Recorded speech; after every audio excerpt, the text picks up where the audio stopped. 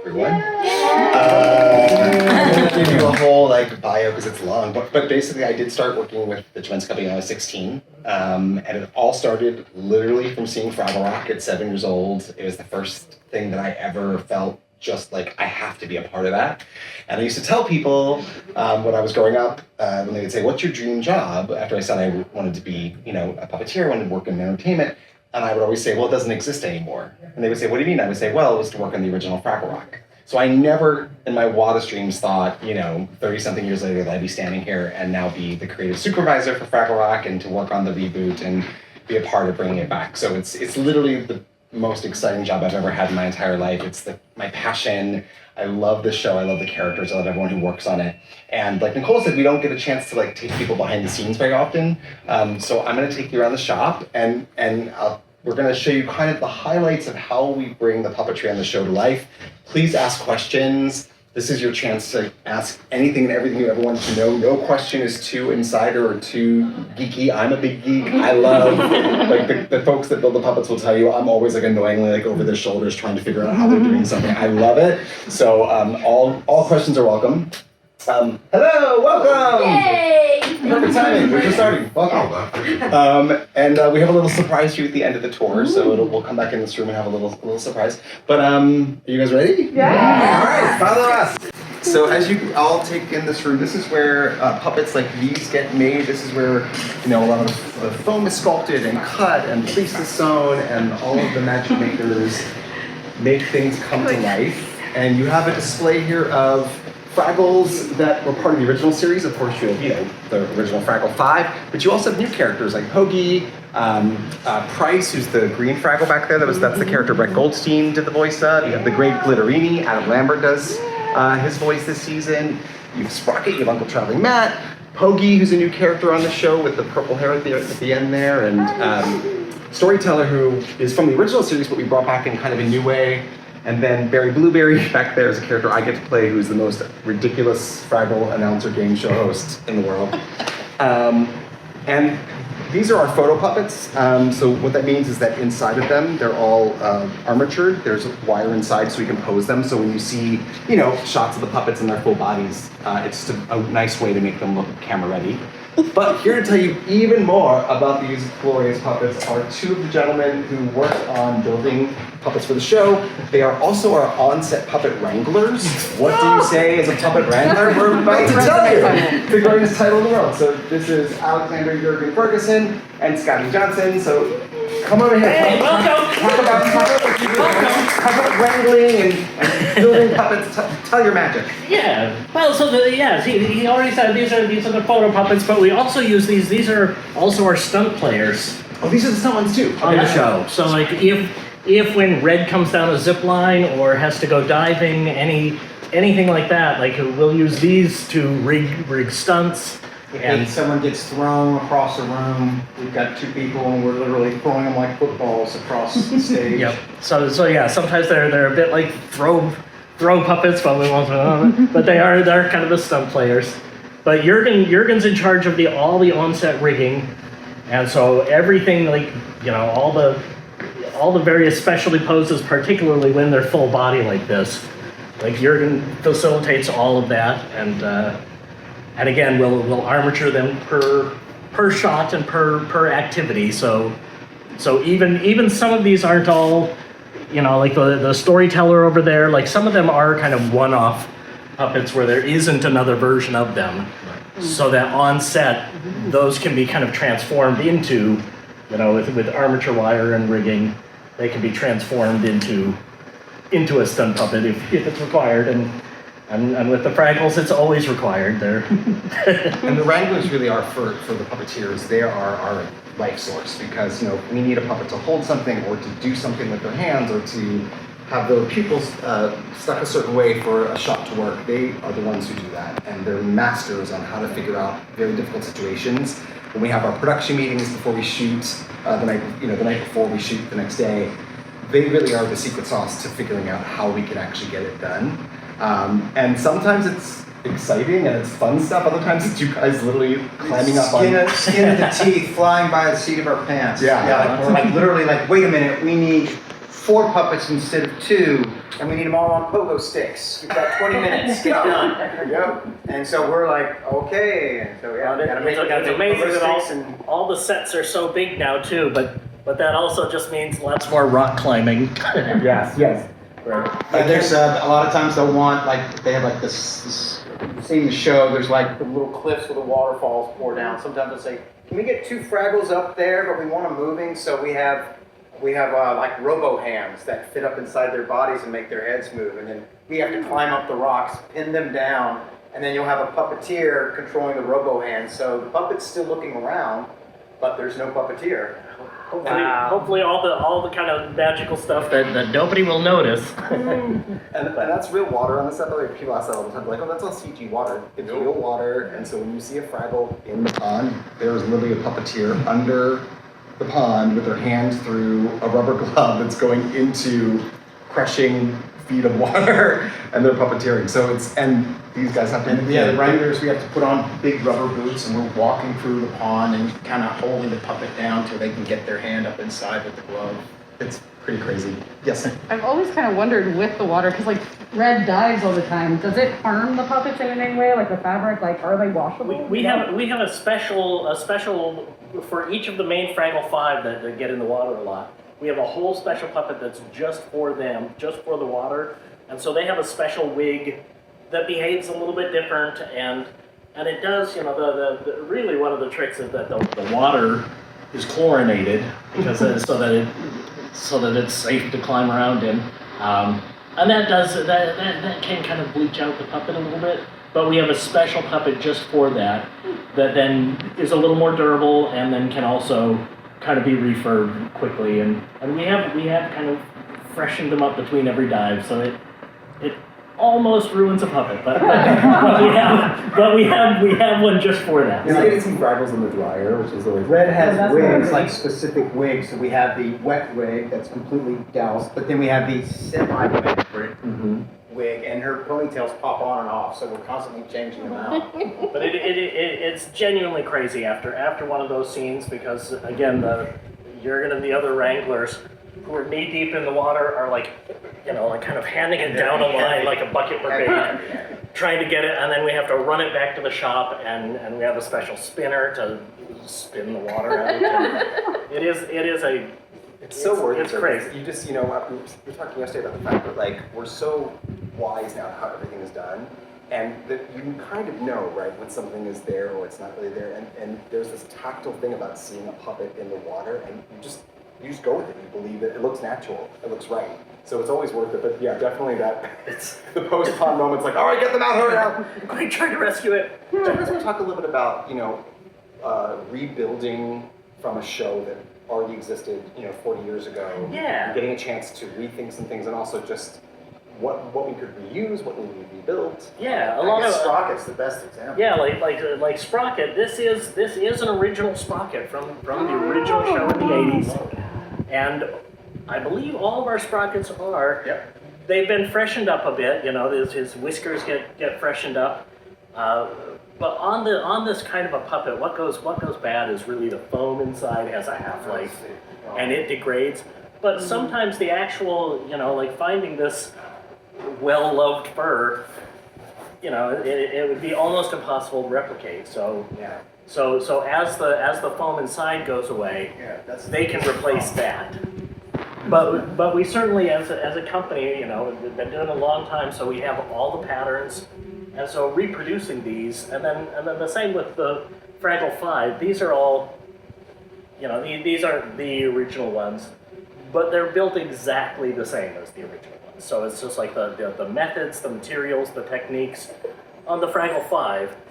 But then that allows us to kind of play a little bit when we get into some of our newer puppets. So like you can't see on the Glitterini, but he's filled with lights inside, and that all hooked up to kind of the light board so that they could control that on set. But then and then some of our puppets, I think, Barry Blueberry's back We there. got Barry and Price. On some of those we'll update our techniques. So like his kind of pompadour hairdo is a 3D printed shell. in there that kind of helps it. So 3D printing has changed the puppet Yeah. building world so much. and you'll see that when you kind of see when you kind of get to some doozers. 3D printing is essential to a lot of what that is. Yeah. It's really cool too because some of the Fraggle 5, there's builders in the New York shop who worked on the original series and they got to rebuild puppets that they built 40 years ago, and it was so emotional for them because these are like characters they really care about. So to get a chance to rebuild Red or Wembley was really exciting for them, and it was nice to see that for us. Yeah. And it's fun to try to replicate those techniques from, again, I was not building puppets when the original one came out, so it's like it's fun to kind of go back and try to do it exactly the way it was done and get through that. I got to ask about Moki's hairstyle, like any reason why they changed from now to before? Moki has always been a character that, even in the original series, they were like, how do we make her better? Like, they were never like, that is 100% right, And so if you watch her on the original series, she did evolve through the years, and they kept kind of changing, like what necklace she wore, and she had a sweater, and then her hair got flatter, and they were always trying to figure her out. And so we knew going into the new series that we wanted her to feel just a little bit more youthful and a little bit more part of the gang. A lot of people who didn't know the show as well, they would say, oh, is she like the mom? Or is she like the grandmother character? We'd be like, no, she's one of the kids. So we knew we wanted to give her just something lighter and younger, and Donna Kimball, who took on the role from Kathy Mullen, has this wonderful, like, unpredictable energy and improv energy. And so we thought that would also be a fun thing to bring into Moki. And so that energy combined with wanting her to look fresher kind of led us this way. So we tried to honor, like, the original Moki has a necklace, but she just has the one, like, pop tab. But we thought, well, let's add some more fun stuff that maybe she found, like, hanging out by the entrance to Fraggle Rock from our human world, And then her dress is green, like her robe is green. So we tried to just find little things to honor that. And then the updo we just thought was kind of a fun little kid kind of way to wear her hair. Yeah. We call it a mokeover. For the original 5, how many different puppets actually are there? A lot, right? There's I believe- We have two main puppets, one swim, one stunt, and then we kind of have some extra parts that could be used. Oh, we've got like a pair of kicking running legs, where it's just their lower body and their legs with like handles that squeeze so they can kick. And then we have the grabby hands. We have grabby hands, so like literally we have a hand so they can like literally grab and pick things and gesture. They've got several tails. Like, especially like Boober, he has his regular tail, but then he has the light up Volubius, so we had to build one. And then, Moki has her paintbrush Volubius. So it's a 3D print that ends in like a paintbrush style. Because you paint with your tail when you're dressed. So they all have a lot of different tails. Yeah. What are some of the hardest moments on set as a wrangler? Because I feel like a lot of people, especially on a show like Fraggle Rock. Well, that water is on this particular set, I think the water is. When we have to do full body blue screen on like the Fraggles, we actually have again another pair of legs that are rigged just for blue screen, and actually Pokey has a pair still on him. We have to put 6 in his feet so that he can do his full body run. But for someone like Pokey, there's only one. So if he's supposed to be in a shot full body sitting on a rock and singing a song, and then in the very next shot, we need him over in blue screen, we have to basically take off the bottom of his feet, sew these rods to his feet, and sew him back up. And then they're like, okay, after this shot, we need him back on the rock again. So then we have to go back in, undo his feet, and do so. For the Fraggle 5, they have their own blue rotted legs, but for all the background characters, it can be a lot of quick work. And sometimes also for those blue screen shots, the puppeteers are blue screen, there's usually 3 or 4 of us helping so that each person got like an appendage or a tail or something so the puppet can look fantastic. But oftentimes we have to go through the head, the back of the head to get the shot the director wants. We gotta cut off. And so then he'll have to literally on set cut into the puppet in a very safe way so we can do it and then sew it back up super quick. So it's a lot of just, I don't know how they do it, but these are there's a lot of tearing things down and then rebuilding it right there on set. And then we're doing, because we're shooting at any time, every block, every like we'll do like 2 or 3 episodes per block. So we could have in one day we could be shooting from 3 different episodes. In one episode, all the puppets are in ball gowns. And then in the next episode, they're wearing rain gear. And if we're switching out, that means with the background puppets, undress, redress for every show. Yeah. There was one episode where I thought Jurgen was going to kill us because it was like, okay, so they're in their ball gowns. It was the dress-up episode, and then it was like, and then they all have to be ready for blue screen. Then we got to go back to the regular look. And then it's the one where it's everything gets too hot. So they all have to have their clothes off and wearing tank tops. So everyone had to be dressed, undressed. It's a lot. And there's up to 36 to 40 background puppets. So yeah, we usually have 25 puppeteers on set to fill out the Great Hall for those big group scenes. And they're shoved in different places and through different holes, and it's just so much to maintain. But It's a massive show. Yeah. I mean, there's 3 full sound stages up there, and again, 25 puppeteers at almost all times. You know, plus there's never quiet. features. Like it's never like, oh, this day is just one puppet. It's just like, no. I think like an Uncle Traveling Matt shoot day, where it's one puppet is maybe the only time that happens. Yeah.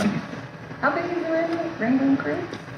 Well, we have like on set. There's usually like 4 full-time people kind of per set, but then we also have kind of a separate crew that's pretty much dedicated to the doozers, and then we have a full crew that's in the workshop prepping the next day's work, and so we have about 17 people working with the workshop that are just the technical support for, that doesn't include any puppeteers or anything. That's literally just the technical support for. But then there are the some days where we have 3 different film groups going on 3 different stages. Right. So then we kind of have to break it down to whoever has the biggest amount of puppets. We have like 2 wranglers there. It's more simple, but more up close stuff. Then we'll have 1 person dedicated to that, and then whoever's in the shop, come on over and help us out on the 3rd stage. And then on gourd days, everything just gets bigger. So we'll often bring in day players on gourd days where we'll have a few extra people that come in just to help lift the gourds. We all really earn our sleep working on the show. I'm sorry, I have all the questions. No. So I've always wondered, looking, especially at the Great Hall and how massive that stage is, how tall actually are those cliffs? How deep does the water go? What is actually being built into this? The Great Hall, if I remember right, it's about 22 feet high in total. And it is much bigger than the original. The original Great Hall in the original series could definitely fit inside of this room, and it's probably smaller.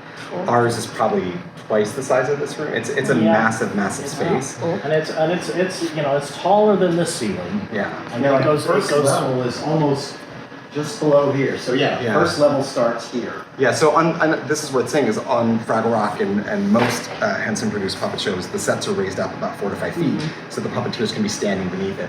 So you're kind of already starting above, human height, but then you're going up another, 15, 20 feet. And then the water, the pond in the Great Hall is about 8 feet deep. Oh, wow. And it's fun. It's cool because you get that sense that it goes down deep, but it's also practical because this season, we really wanted to do more in the water. So we actually got in wetsuits as puppeteers and got in there so that we could really puppeteer them and they could frame us out and we could make it look like they really were swimming. So it's a practical thing and also just an aesthetic thing too. And then for acting with voice work and stuff, how much of that is live versus recorded later while you're puppeteering? Pretty much scene-wise, everything is live. So if you, when I'm doing Gobo, I'm doing his lines live. The only time we use pre-recorded voices is if we're doing a song. Mm-hmm. We'll go into the music studio, record the song, and then play back just for voice health and things like that. And if it's a scene where there's 2 characters, like myself, if I play Gobo and Barry Blueberry, if they're both in the scene, then one puppeteer, whichever character has the least amount of dialogue, I'll usually give my puppet to that performer, and they'll do it, and I'll go in and loop it later. Yeah. Yes. Doing some of the voices, do you ever mess with the Wranglers during the head shopping or interacting? All the time. I mean, part of what gets you through those long days is making everybody laugh. I mean, I think it's funny, the relationship that the puppeteers as the characters have with the crew is so fun and special. We tease them all the time, and poor Jurgen will be stapled because It's the stapling. he'll have to like It's the stapling. he'll like be stapling the legs down or something like that, and we'll just scream and just be like so many times just It's awful. Why do you hate me, Jurgen? and a lot of the crew, it's funny, like there's the lady who did the clapboard for the show, Chelsea. Oh my God. Gobo, for some random reason, had this like deep relationship with her and like was in love with her, and then they finally on camera told Gobo that she was married, and he had like a nervous breakdown. Like it's ridiculous because it's like it's not real, but yet but people loved it. It's me doing it. It's not like but people loved it. They would look forward to it, and actually on our second to last day of shooting, they gave me a photo. They gave Gobo a photo of her name's Chelsea and her husband with her husband scratched out, Gobo's face replaced. And it's just like, what's wrong with all of us? But it's stuff like that that makes it so much fun because we just, I don't know, we love to make everyone enjoy their day. It's really, that's how you get the best work on screen. What about with the gourds? How many people does that take to pop in a gourd? Well, we're going to tell you all about the gourds. We have a special show and tell for that, but I can tell you it takes 6 performers total to do the gourds. And you'll see why. But yeah, you guys excited to see the gourds? So excited. I want to know how actually tall they are. They're pretty big. Let's go. Yeah, well, before we head over there, I just wanted to give people a chance, because I see all these cameras. I want to make sure you get everything that you need. So if you want pictures of maybe Scotty and Jurgen, we can put them in front and take that would be pictures. great. If you want to get up close and shoot video, you First of all, let us, as puppeteers, use a skill that we're really used to, right? I mean, this is how we perform most of the main characters, is with our hands inside of a puppet, with this part of our bodies. So it feels very familiar and gives us the best performance, but also it makes these guys completely mobile. So we can put them inside of a vehicle, we can put them up on a cliff 50 feet away and still be able to perform them wherever we are. So it really makes their little world come to life. And you can see they have a lot of great motion for 6-inch tall little creatures. And we do have a few stick puppet versions of them when we need specific actions, but 90% of the time on screen you're seeing them, they are being driven by this RC system. Bobby, this is Bobby Bennett, who won the Creature Shop Challenge. He's an amazing designer and builder and fabricator, and Bobby was really in charge of the world of doozers for the reboot of Fraggle Rock. Do you want to talk a little bit about what they're made of, how they're created? Sure. So it is a reboot, so we wanted to make sure that we stayed as true to the original designs. These are kind of the original designs, but we wanted to update them. So I started, you can see over here, I designed them in the computer digitally. And here's some of the designs at the top. And then you can see where I kind of rendered the gloves and the hats and the pouches and things like that. And then we 3D print them. It's just easier to 3D print them than to actually sculpt them, especially because they're so tiny. How did they do back in the day? Because obviously 3D printing They didn't exist. sculpted them by hand back in the day. Yeah. Once you have them sculpted, you make a mold of them, and we cast them out of foam latex. And it's basically makeup sponge material, same thing.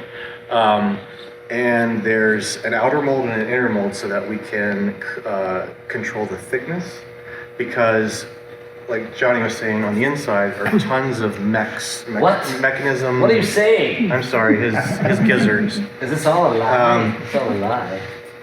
And so you want just a shell of a skin so that you can fit all that in there. Yes. So you guys can feel like what it's covered in baby powder, just that way.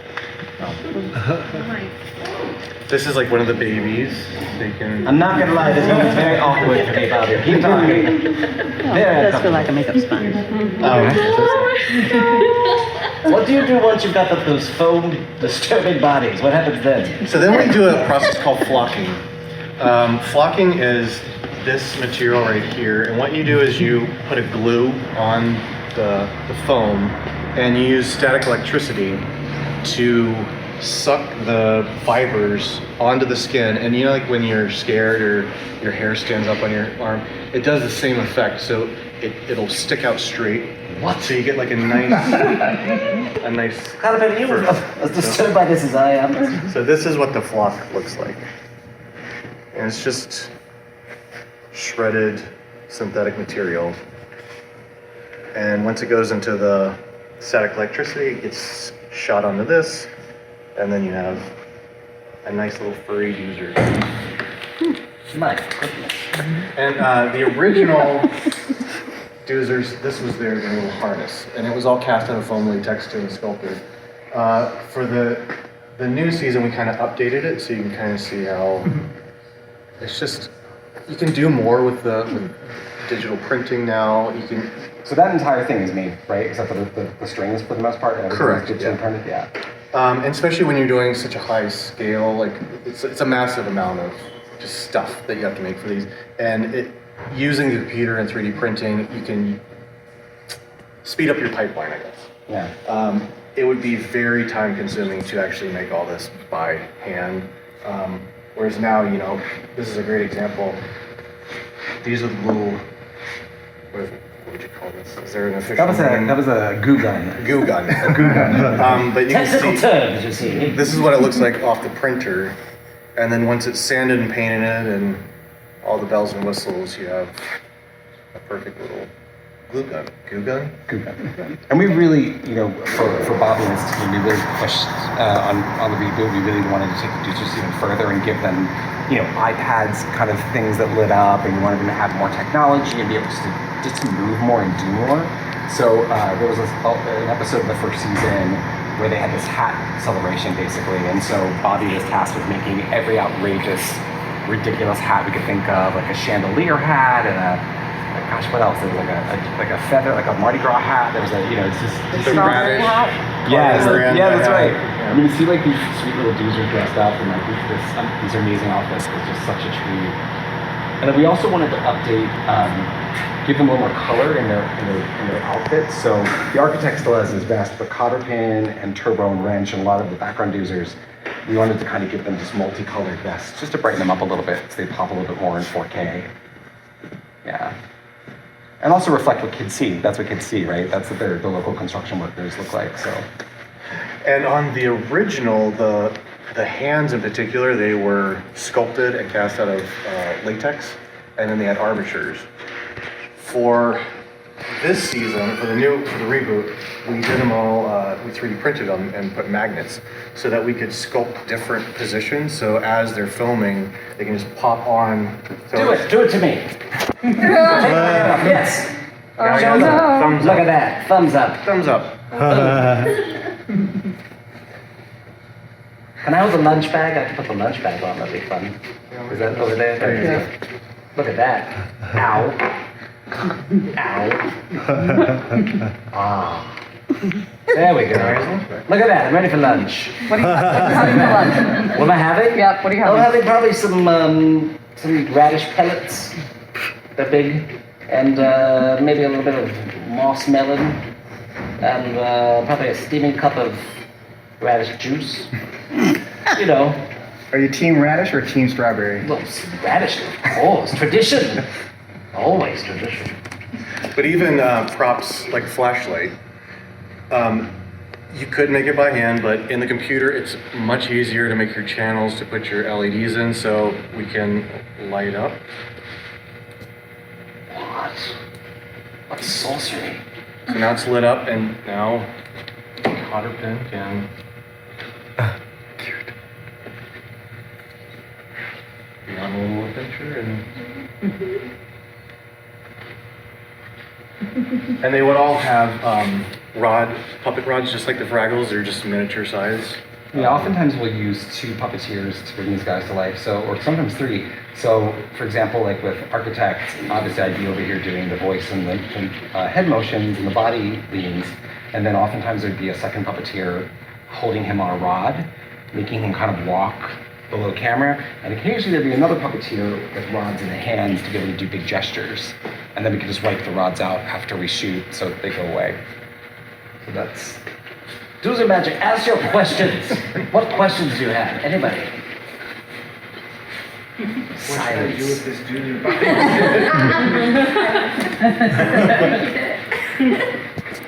Well, I wanted to share just something, Henson history. John's got his hands on these controllers, and he referred to them as Waldos. Again, that's something that really comes from Jim Henson. If you go back in time, right, everybody's most famous puppet, Kermit, is really one performer and one character, right? And we're really always trying, we consider ourselves a character company much more than like a special effects company. We're really trying to always allow these brilliant puppeteers to be able to do what they do without tripping over a lot of technology and a lot of stuff in the way, right? So that pure performance. So I always like to point out, so this like Waldo came from this idea of, you know, how do you put as much control back into the puppeteer as you can? When you think of something like, if you're familiar with the Dark Crystal, there's amazing photos of like one Skeksis with like 9 guys underneath, and one of them is just eyebrow guy, and the other one is just like ear guy, or girl. But they were, you know, really ultimately like each doing one thing. So Jim had this idea of, can we put all of those controls back into one thing? So the Waldo is sort of half of that. The other half is like a stick that we'll use where we can program in lots of different effects and things like that. And that performance control system, which we used on like Teenage Mutant Ninja Turtles or dinosaurs, when we really want to do those big, fancy animatronics, we're using that bigger system. Something like Fraggle, one of the things I think is interesting is in some ways it's a very simple performance, and even these characters are so expressive, but their eyes don't blink. What? I'm just saying, you know, like Every second I'm learning something more horrifying. You know, but you get so much expression out of them, like, and I think that some of the best puppets are that way. You know, people will always talk about like, you know, they love when Miss Piggy bats her eyelashes. She has no eye blink in that puppet. It comes through in the performance. It comes through from the way that they're able to be really expressive. So again, I want to make sure you guys get a chance to get up close. Please feel free to take all your little pictures and all the things. If you wanted to do. try this too. Junior. Dan shares that role with Ben Durocher, who's the body performer inside of Junior, who is not inside of Garage. No. He's going to stand here for an hour. Ben is based in New York, and he couldn't be here today. But so it's every Gorg takes 2 performers to work together. As you can see, using a very similar technology to the Doozers, Dan is operating all the facial expressions with these 2 controls here. And that's sending an RC signal inside the head. I know, this is upsetting. Architect is very upset too. And inside of the suit, one of our amazing puppeteers is in there doing the body performance. They're wearing a helmet, essentially, that contains the head on top of it. And they do not see through the mouth, which everyone asks. They don't see through the mouth, and they don't even see technically through the eyes. They're wearing basically a pair of goggles inside of there that has a monitor, a small camera monitor inside the goggles. And there's a camera inside of the head pointing out very, very small. I forget where it is on Junior, actually. Is it ow, I'm sorry, Junior, I don't know where it is.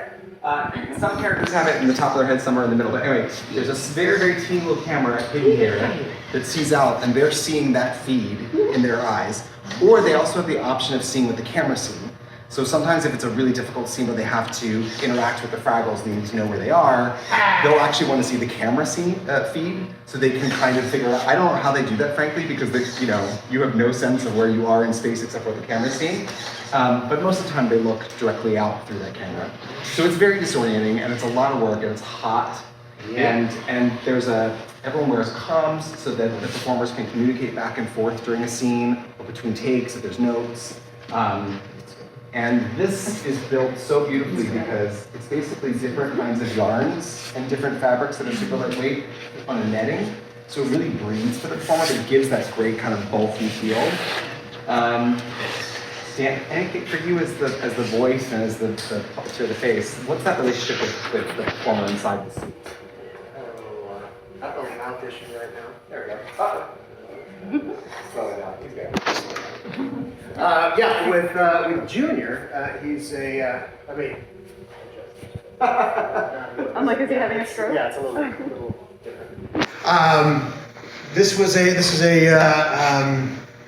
is a legacy character that I held very, very close to my heart, and I loved Richard Hunt and everything that he brought to Junior, and so It was a fine line between making him, honoring Richard's work, and then honoring Richard's work, and also making him my own, and making him true and honest. So there's a fine line there, and a very trusted friend said, "Look, man, you're never going to be Richard. You just have to make it your own, and you have to do what you do."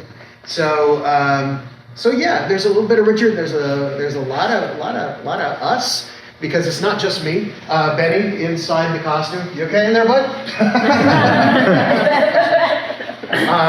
Poor Ben. Yeah, he said what? Oh yeah. Sometimes he leads, and sometimes I do, and we just follow each other in the process. And it's a wonderful opportunity to improvise, especially when you know each other and you trust each other. Johnny and I get to do Philo and Gunge, and we trust and we know each other and we love each other.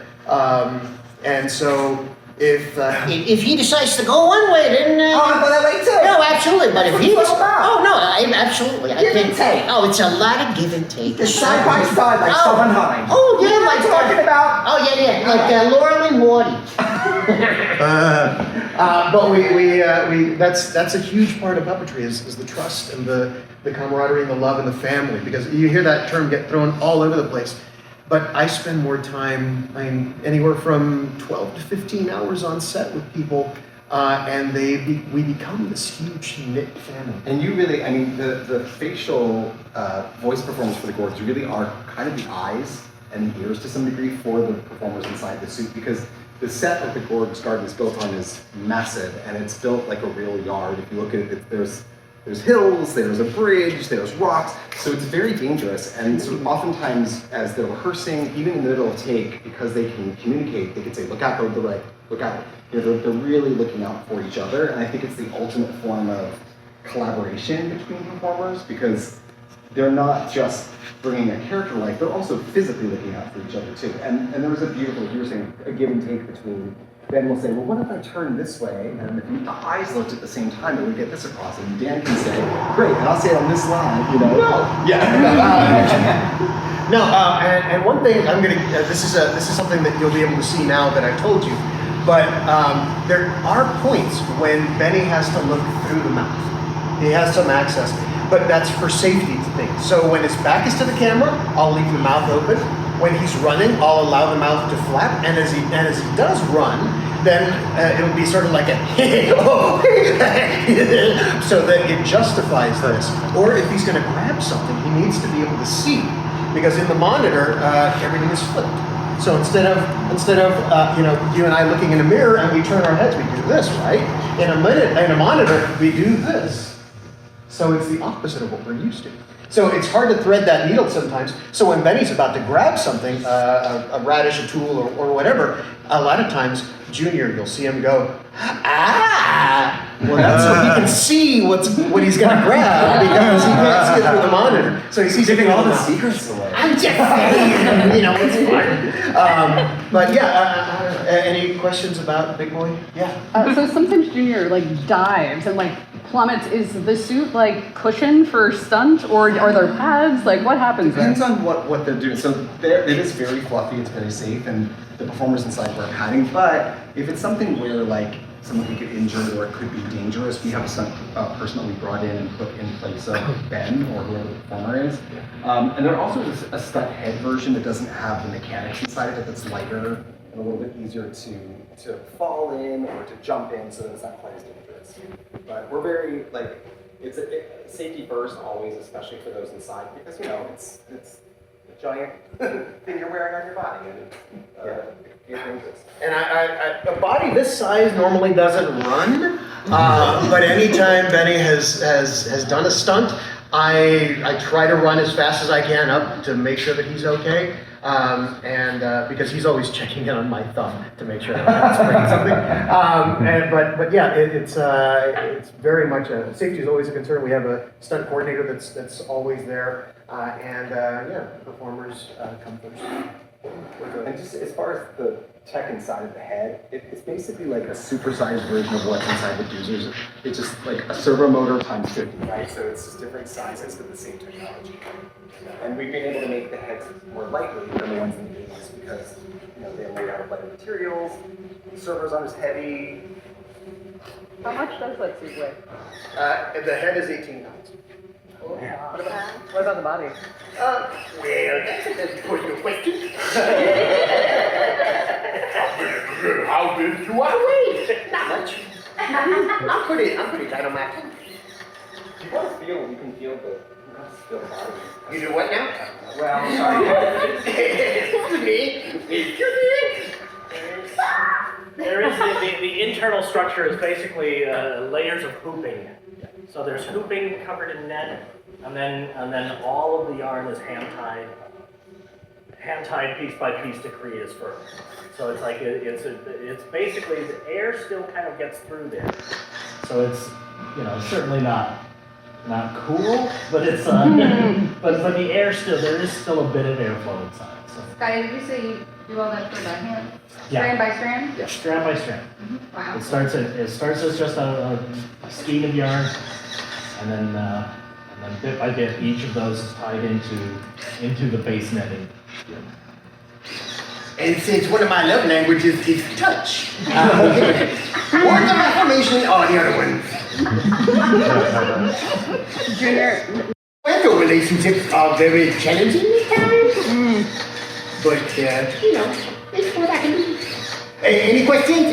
You. Anybody? I just want to say happy 500th birthday. Thank you. Junior had a big year this year. Yeah, Johnny, you want to talk about the scale of how the blue screen going at the Oh same yeah, time. yeah. So in real life, like if a real gourd, not that you're not a gourd Gina, but if a real size gourd were to come in this room, he'd be 18 feet tall. So it kind of goes, doozers are the smallest, they're 6 inches. They're knee high to a Fraggle. Fraggles are about 18 inches. And they're real size to humans, like their size here is how they would appear in real life. But the gourds are supposed to be much bigger than they actually are.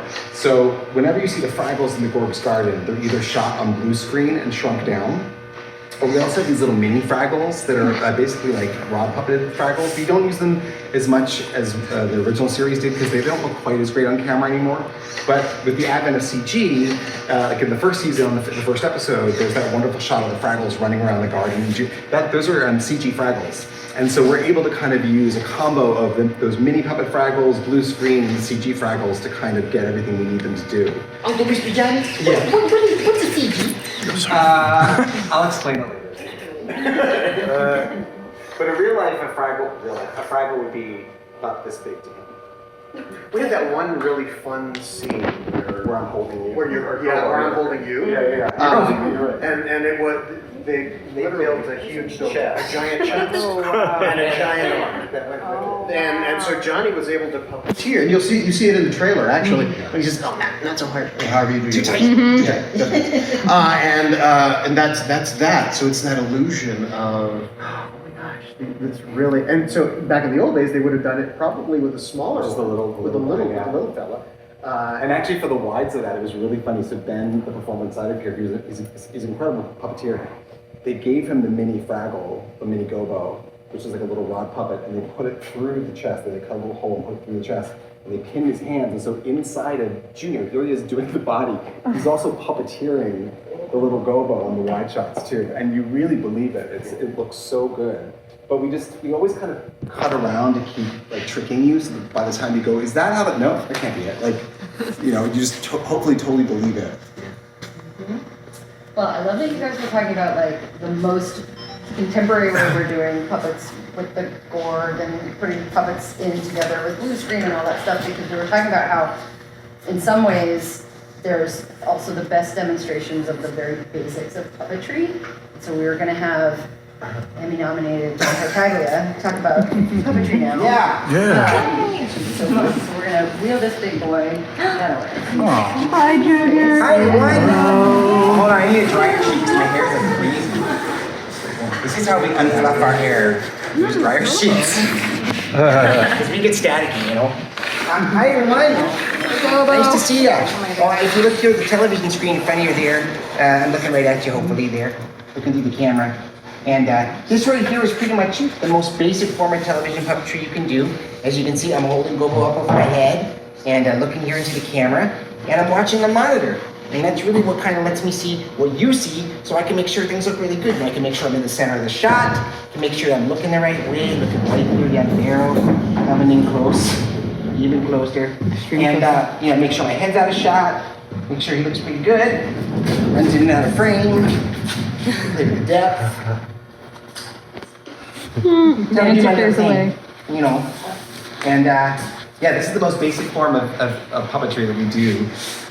But as you can see, it's all about what we see in the monitor. We never look at each other on set. We're never really making eye contact as performers. We're not really, like you would with another actor, right? We're not looking in each other's eyes.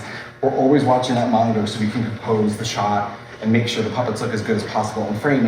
And it's helpful for a lot of reasons, not just because the puppets look good, but also we can help the director out. So if the director has a vision of having that puppet run a certain way and hit a certain piece of the cave wall and bounce off, we can see that happen in the camera in real time. You know, as an actor, as a human doing it, you couldn't watch yourself. You'd have to have someone tell you. So we kind of become our own puppetry directors on camera too. And Nicole was talking earlier about the eye focus and how important that is. And there's something called the magic triangle. I don't know if you guys have ever heard about that, but Don Celine, who was one of the original puppet designers for the Gemensa Company, kind of coined that phrase. And basically, it's the perfect alignment between the two pupils and the nose as this kind of magical triangle. And when they're just right set, for some reason, it looks like he's looking right at you, and that focus is completely right. And you don't really notice it till it's not. When it's off, you're like, what's wrong with him? But when you get it right, it really looks like that character's kind of staring right into your eyes and into your soul. So one of the biggest things we focus on as learning puppetry is the eye focus, not just towards camera, but looking at each other's characters, you know, making sure you can see both pupils so you can really get a nice shot like that. And obviously lip sync, so it doesn't look like I'm in a badly dubbed movie. There's a big difference between this and this. Right? Yeah, and so this is the most basic thing that we do, but you can see it's so simple and yet it has so much life. And it's really using that camera as the one point of view, and taking advantage of how just the smallest motion, like a little look down can look kind of thoughtful, or a look up can be like discovering something new, or just a little curl of the lip and a look down can look super sad. You know, he doesn't have any tricks inside of him, he doesn't have any eye blinks or anything special inside of his eyeballs. It's really just the way I'm moving my hand. And these puppets are built with such expressive materials. You know, this is a rubber mouth, basically. It's called gasket rubber, which is like a plumber's rubber, coated with, is this suede? I just figured this is suede. Maybe I don't know. Anyway, and so it really gives him this amazing, flexible mouth. So I can get a lot of great go-go expressions just by curling my hand. You know, when he gets annoyed, or a little perturbed, or super excited. There's just a lot of abilities here. Or the word ooh. Mm-hmm. Oh yeah, the little ooh is my favorite little thing. Is he gets a little like ooh. But it's really that's the most beautiful part of these puppets, is discovering like what they can do and their strengths and their weaknesses, and then kind of playing with those. Yeah, what he said. You guys have any questions for me? I thought maybe after this whole thing's done, we could go get some photos together in the big room. What do you think? Woohoo! Yeah. Okay. $20 a pop. Worth it. 20 rand. Yeah, we have a little bit of time. If we want to let people try, we have some of the miscreant puppets. Yeah, do you guys want to try some puppetry? Yeah. Take a row. And then maybe somebody can grab those miscreants. Thanks for that. Yeah. So we There, let's go. Dan will help you get set. All right, so Here, let's switch places. Let's switch. Thumb on the bottom. And then you're going to hold these chopsticks. And we sometimes have a right-hand puppeteer who will do the other hand if we're doing something really complicated. You know, if they need to pick up a prop or they're doing like a big dance move or something like that. But oftentimes we'll do both rods. Okay, now remember one of the basics of puppetry is when you speak, your jaw is the one that moves, not the top of your head. So it's kind of hard to have a conversation if you're So we want to make sure that the bottom is moving. No. Extend, unless you're sitting. Are you in a yoga? Okay.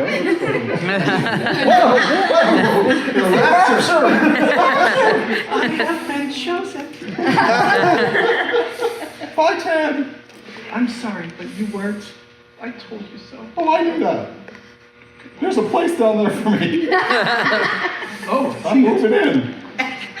take all your stuff with you. I know. I can't take it with me. But you can't. Oh, I can. You're keeping me here. You're stalling me. Okay. You say so. Yeah, okay, a little higher. I'll hold on to both of them for you. Okay, now you can. Just tilt that head down a little bit. Yeah, there you go. And then see if you can straighten out your arm a little bit. My arm. His arm. Your arm. There we go. See how it's in? Yeah, there you go. And then see if you can turn to your exactly. So you're looking at her. Let me change my skeletal position down here. There you go. Yeah, that's a big cheat to puppetry. When they're trying to look at each other, they're not really looking at each other. You can see Johnny's kind of looking like forward and past in real life, but on the screen it looks right. If you look closely, your teeth are jutting out because your fingers are pressed up against the edge. Oh my gosh. That's disturbing.